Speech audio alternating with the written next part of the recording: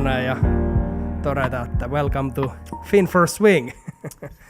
So how have you enjoyed the event as the DJ? Yeah, it's like always the event is a bit different as a DJ. Like there's a lot of things going in the background of the events that like the normal participants of the event hopefully don't see. Like for me as a DJ, it's a lot of like talking with people about what kind of music they are liking and like asking for favorite songs and like stuff like that a little bit during the event that like I enjoy asking, and it's like just social things. But like, and then like after then like last minute kind of figuring, okay, I want to play that song, so I need to buy it, because I buy every big event I play music at, I buy all the music. So I feel like at least the makers of the music get at least some kind of compensation for it, and all like small stuff. So it's always a bit different than just being at the event as a participant. But I really enjoyed it. Like it's in Finland, it's so cool. The community is so warm to me, and like good lessons, good like atmosphere. Like for here, like it used to be like even more like it's always Finforce been like a Christmas theme event. So I really like it kind of starts the Christmas time as well. So that's something I also enjoy, like, and it has the feeling for it for sure for me, like making puzzles and all small things that makes you feel like home. How much do you try to input the Christmas spirit to your song playlist?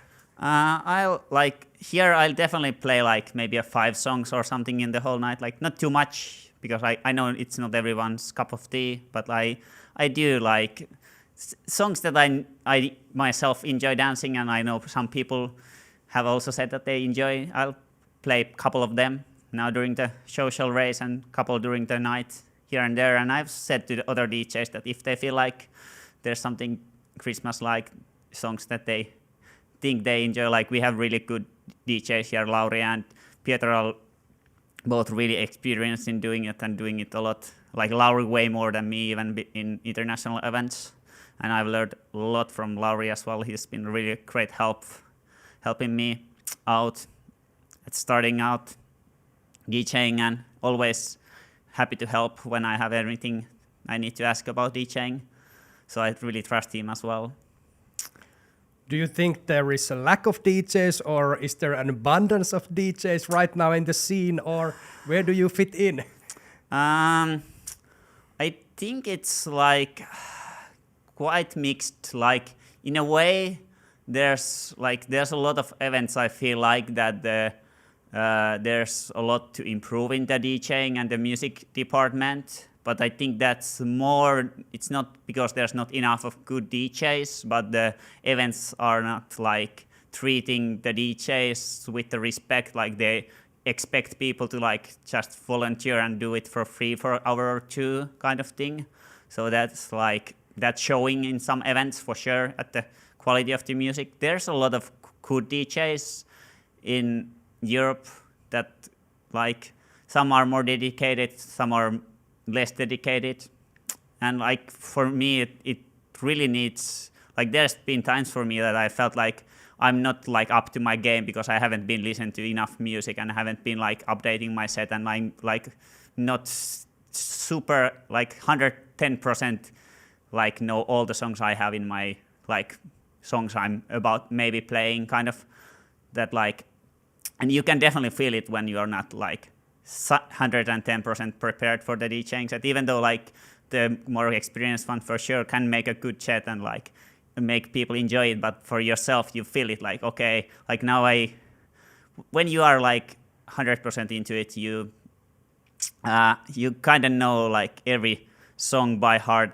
like at least I know, and like have a really like good feeling about like what does one song like do to the crowd, kind of like some kind of idea what's in it, what's the mood like, what's the beginning like, what's the energy and stuff like that. And that just takes listening to the music and like dancing to your own music and stuff like that. So if you have a time that is more busy in other lives, because there's not many, like Justin's probably the only one in Europe who's doing it as professionally as he is doing it. which is great for the scene, I think, that we have at least some people who are really like focusing 100% on it and doing their really, really best, because it definitely needs work. Actually, when I've been in these events, this is actually my third West Coast Swing event. Yeah. I've noticed that actually the music has a lot of effect and the DJ has a lot of effect even on competitions. Of course, overall the atmosphere of the event, but even for the competitions. Have you been DJing for WSDC events yet, or is it been mainly social dancing DJing? I've been like mainly doing social dancing DJing. Like I've done some like fun competitions in Finland, kind of things that like I've been thinking about it, like how I would do it. Like it's hard. Like when you're a DJ, that's kind of the curse of being a DJ, that you tend to always think like what you would do like next, and like it's in a way back of your mind. So that also happens during the competition. You're like, like not judging, but feeling like, okay, is like for me in competition music, the most important part would be that it's as like fair to every competitor, which is really hard. Like I've been trying to like figure out, okay, what kind of sets like I would do for a competition, and like when there's like 8 couples, 10 couples, like you get to the 6 songs or whatever number of songs you get, but the last couple of, it's always going to be hard. Like either it's like not as well known, or it's faster, or it's different type, or like it's like there's so much music, but it's always the competition music. I feel like it's a whole another genre of things. And like you can see when the like really experienced DJs do DJ workshops, they kind of, it's a totally separate thing, which is like 2 hours of workshop, like what's there to think about, because there's so much. I really have a lot of like faith in the DJs that are doing it, and like that they are definitely doing their really best. It's really hard. And like some competitions it's better, sometimes it's, you always make mistakes as a DJ. That's the second thing you need to like kind of learn at some point, that like it's hard not to make mistakes during like while DJing, because there's so many small things. Like most mistakes probably other people don't notice. It's only that like, well, I could have done that, or could have done that, or kind of thing. But obviously when it's in the competitions, then everyone is only paying attention to the people dancing and the music kind of thing. So those things, people definitely notice. You mentioned social race before. Yeah. This is a Fin for Swing thing, and it's starting up quite soon. Yeah. So what is social race, and what can we look for musically today? So social race is it's Rock's events. I think it might be in a 5th time, or like it's been done many times. So it's like 2 hours of dancing that you gather people's names. And I don't know, it's done in other events as well, across Europe and in US as well. That like, and you gather names for every dance you dance. So basically it's going to be 2 hours, maybe 30, 35 songs. And those people who have danced with everyone, they get to be part of the bracket who lucky ones get a pass to some events or some really good prizes anyway. So I think it's really cool. It's like inviting people to dance with everyone, which I think is great as well. So what I'm doing for the music, I try to make it songs that is easy to dance to for everyone. So it's not for anyone. It's not because they can't dance. It's if they just want to dance, everyone should be able to. Like that's what I try for all my sets. But obviously now I'm paying even more attention. I won't be playing too many fast songs, too slow songs, which might be harder for the beginners. Nothing like kind of keeping it simple-ish, but still trying to make it varied. It's also not that like someone gets bored and that's why they don't dance. And it's gonna be hard because like everyone is like wanting to dance every song anyway, so you can't. It's harder to read the room when everyone is gonna be dancing anyway, kind of. Yeah, you don't know if you're in a normal social event, maybe you have a song or two that you notice that not so many people go to the floor, and then you have those songs that usually everybody wants to go to the floor, but now you're lacking that input because everybody's competing. Yeah, so I need to read the emotions and like faces and vibe of the room even more. It's kind of cool, different thing as well, for sure. Actually sounds like DJing is quite social thing. So. Yeah, it's like, it can be like lonely sitting on in a way, but like I really enjoy watching people dance. And like, depending on the size of the events, I also get to maybe dance a little bit. Not in the big events when I'm doing it for hundreds of people, definitely then I'm focusing 100% on and all the time I'm thinking like what I'm playing next, what's the vibe like, what it feels like, how it does seem like people are dancing, and what if there's people I know sitting and like what kind of music they like, that like have I played enough of that kind of music, trying to think that like I want there be enough like lyrical stuff to dance to, like lyrics you can dance to, some beats you can dance to, faster, slower, like different genres, like there's at least 5 different things you can think about easily, and that's just kind of, in a way, basic things how you can think about different songs and what people might like or not like. And then, like, even if you have like everything that, then just some songs people just don't happen to feel like, maybe they have a bad memory or whatever. Do you stretch our imagination and our curiosity and put some real surprise songs there sometimes? And see if people will go and actually dance to them and enjoy, or... Well, it depends. Like, I listen to a lot of music, so like I do play some amount of really new music that like probably people haven't heard about. But the bigger the event and the more kind of, I feel like a lot of DJs maybe make the mistake, which I've made it myself, that they are like, when they are so familiar with their own songs that they forget that everyone else is not as familiar with their songs as they are. So like you really easily think that, okay, this is a well-known song because you have been listening to it for a long time, but basically no one else might have not heard it. Even though I don't think it's only about that. There's songs that are like people just start dancing because it feels like this makes me feel like dancing and sounds like West Coast swing to them, even if they haven't heard it. So I wouldn't say that I put too many surprises, but there's definitely going to be songs people haven't danced to yet. What would be your favorite songs from today's or this weekend's list? That's so hard. Like that's a thing people feel like, okay, he's a DJ, so what's your favorite song? Like pick from your children kind of thing. There's so many. One song I really like that is like a late night song is Johnny Legend's "You Move, I Move." Is it called? But it's like it's really late night because like it's 1 minute and 15 seconds before any beat.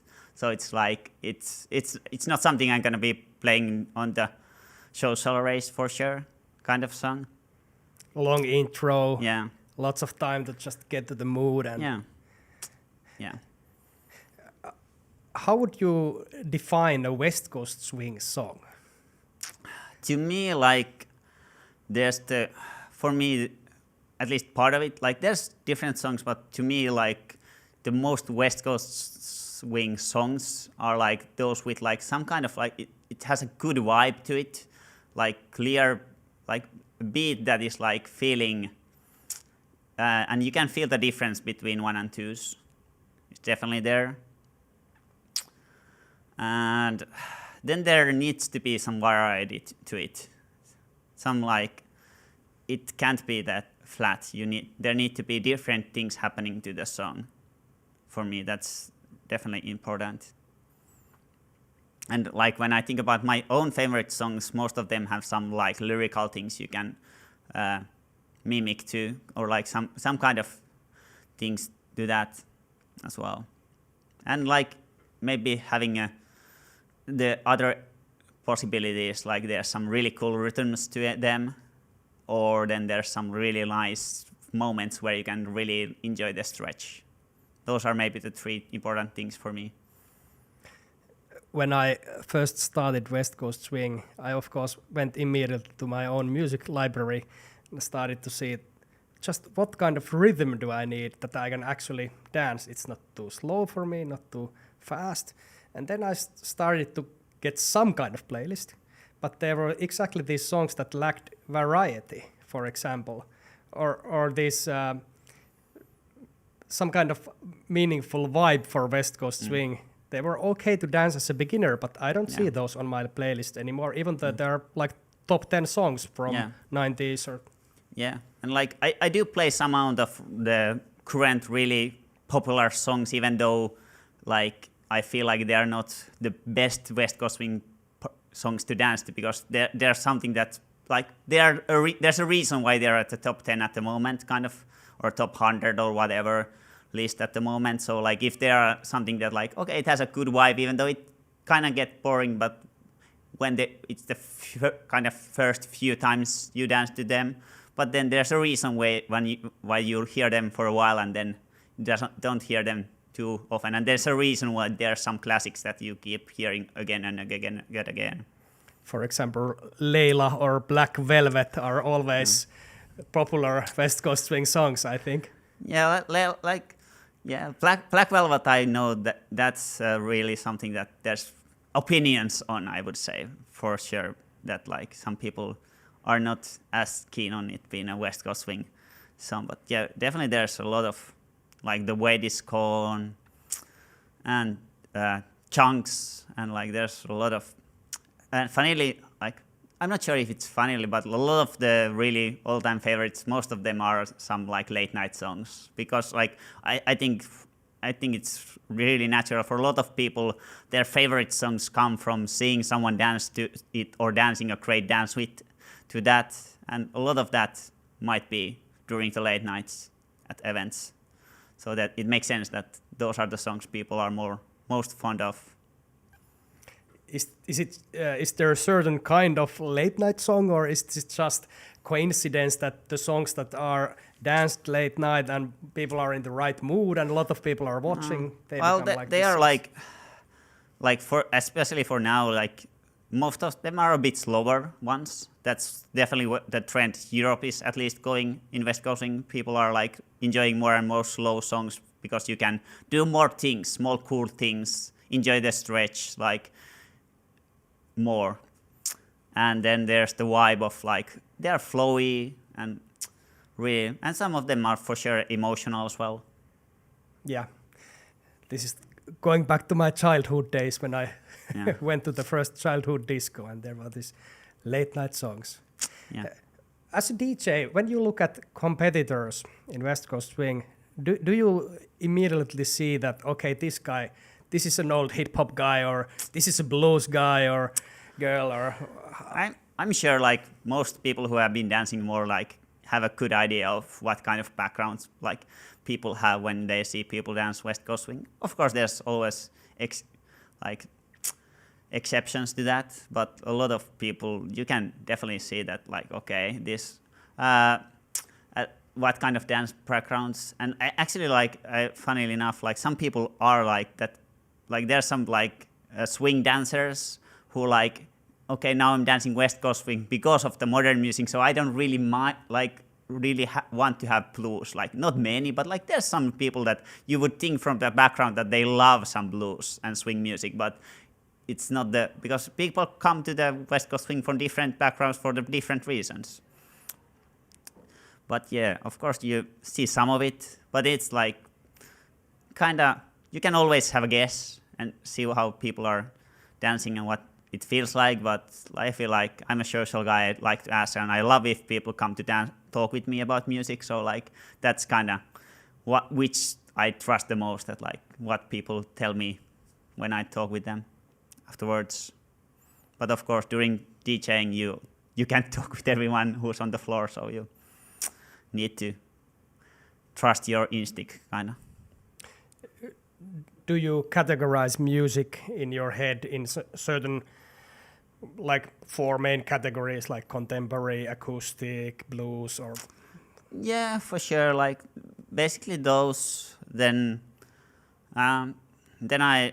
that's one way. Then of course about if it's fast, normal, or slow, is kind of make it simple. And then like I do think about my music, if like what's the cool part about the songs, kind of thing. Like is it because of the cool beats that's on the background? Is it because of the vibe? Is it the emotion, or is it the cool lyrical things you can dance to, and try to like mix those up a little bit so it's not so because different people enjoy different parts of the dancing, so try to make it as varied enough so everyone can enjoy dancing. I'm always impressed in West Coast Swing events when certain songs come up and there's just these little things that surprise me, that okay, there's just that nice song in the background just keeps building up, and now I want to dance that somehow, or I can see somebody's taking it to their dance. And how detailed oriented do you get with songs? Do you go to the very minor details there? Well, like I basically every song I'll play at all bigger events, I've at least danced to solo at least once, but probably multiple times, and then like at least probably once with someone, or at least seen it danced by someone. So like when you do enough of that, you definitely like you start to notice the small details to the songs you are playing. So in a way, yes. Like I don't like really. It's not like I try not to make it like science and math, because it can become boring, and I feel like there is definitely science to DJing, but there's also like a lot of it just is like reading the room, which is there's a lot more than just science behind that. More emotion and more social and less mathematics. Yeah. So do the following sets here differ from the previous ones? Because yesterday I was dancing the socials, and I have now some kind of idea, but I don't know if you're gonna surprise us. I think like most DJs who have been doing it for a longer time, there is a vibe you can feel it. Like I feel like at least my friends do kinda know what kind of music I like tend to play more of. So there is definitely some similarities gonna be. But of course, there's gonna be like because of the time of the day and stuff like that. There's gonna be differences as well, and like there's also like how the room is behaving. So like maybe yesterday I played more like acoustic songs because that seemed to be something, or whatever, seemed to be something people enjoyed and danced more. And maybe today there's a hip hop crowd, or okay, maybe not in Finland, but maybe there's like a lot of people who really seem to enjoy blues, and then maybe I play more blues, or maybe people really enjoy the cool rhythms and like small details and beats in the music, and maybe I play more that kind of Murray Hill kind of songs. Or so definitely there is a vibe, and like it's funny, like some of my friends in some parties or sometimes, and they start playing, and like second song, if they play my playlist or something, second song, I know, okay, this is probably my playlist that is playing, or from my playlist. So definitely, at least I know what kind of vibe I have on my music, and I'm sure you get to notice it. I think I'm still building it up. Like there's still finding my kind of own voice and what I really want. That's maybe the next step for myself. But definitely there is already something like you probably get a lot of somewhat positive vibes, good, some amount of emotional songs, and some variety for sure. And maybe more blues than at least you get in Poland, for example. I like blues. I'm getting into it. So, you've been DJing in Europe and in Finland. Yeah. Are you available for events? If somebody's listening there and looking for a DJ? Definitely like it's really a passion of mine to DJ. Like I really like to go to events just to dance as well, but definitely just message me.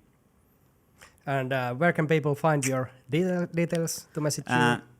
You can most easily find me in Facebook. You can also find my playlist in Spotify, but that's not the best way to reach me. Like Facebook, you can probably tag me to the podcast as well. So we'll tag you to the description. Yeah. Okay, we're getting close to the social race, so I'm gonna let you go and give the room some vibes and let you walk the room and sense the emotion there. Yeah. So any greetings you wanna send or final thoughts or some sneak peek for the music of the evening? I think the community overall in West Coast Swing, like there's always things to improve, but I really love the community, so I kind of want to give a shout out to the community in whole. There's a lot of people doing really good work to keeping the community and making it better and better, and shout out to those people, especially the people there's a lot of people in the background that people forget to thank. So if you feel like you are doing a lot good work for and not getting thanks for it, thank you. Thank you from my part as well. So, thank you, Topi. Thank you, it was a pleasure. I hope you come to podcast again. So For sure. see you in the dance floor. See you in the dance floor.